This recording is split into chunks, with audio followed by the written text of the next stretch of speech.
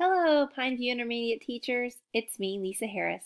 Well, it's actually me as a doodle, or what I think I would look like as a doodle. Let's talk about writing conferences. I want you to find inspiration to confer with your writers. Let's watch a clip of a teacher doing a writing conference.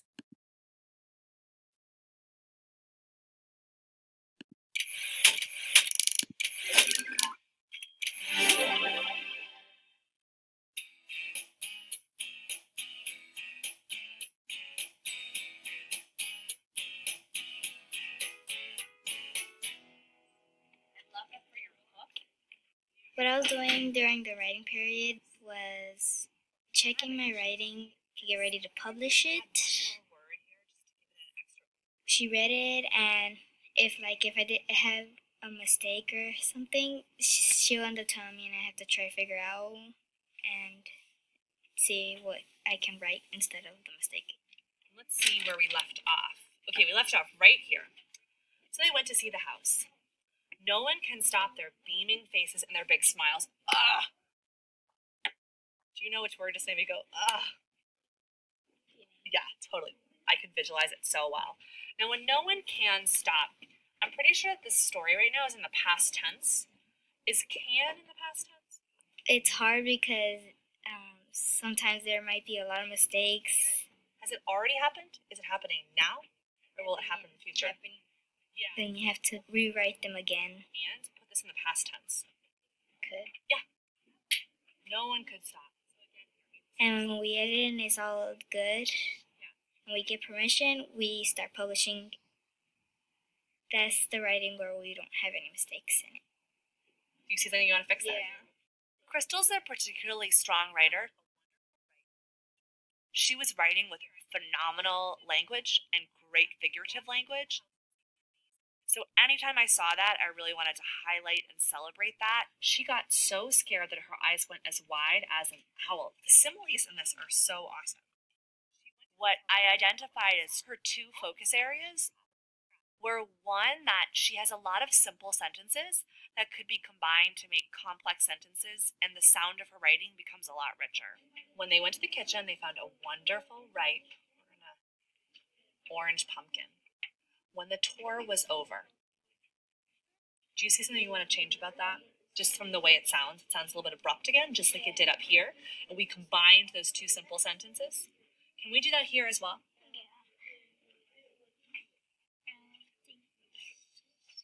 Yes. Good. And since that's a comma, what happens to this capital letter now? Beautiful. The second part was that she was continually beginning sentences with the word so.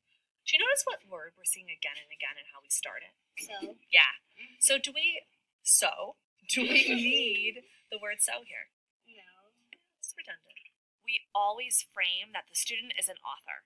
As an author, what would you like to add in? Really validate that they've created a piece and it's special to them and it's not easy to do. It sounds like they were wondering about the pumpkin. So I'm going to let you add curious. So I'm going to add a new sentence here. I'm going to let you as an author, when you go back to your seat, sort of decide what exactly that sentence is going to sound like. They have practice with editing skills they can now use independently, and it also feels less critical and more constructive. Crystal's growth this year has been incredible. So they did. At the beginning of the year, her writing was really basic. It used a lot of dead words. What you see now is that she's writing multi-paragraph compositions. She's using figurative language. I'm incredibly proud. She's just a phenomenal worker. The house was perfect as pumpkin pie. Love the simile. It had marble counters, a hot tub, and all the amazing, eye-popping, mind-exploding things you can think of. You're bowling me over. The story is fabulous. In the beginning of the year, my writing was just like a list and didn't have any fun or creative things in it. I'm excited to read the next half when you're done self-editing. And now, since I've learned more things, my writing been more creative and fun. Do you like it better now? Yeah, I like it better because it's not like boring. I'll probably want to read it more than once.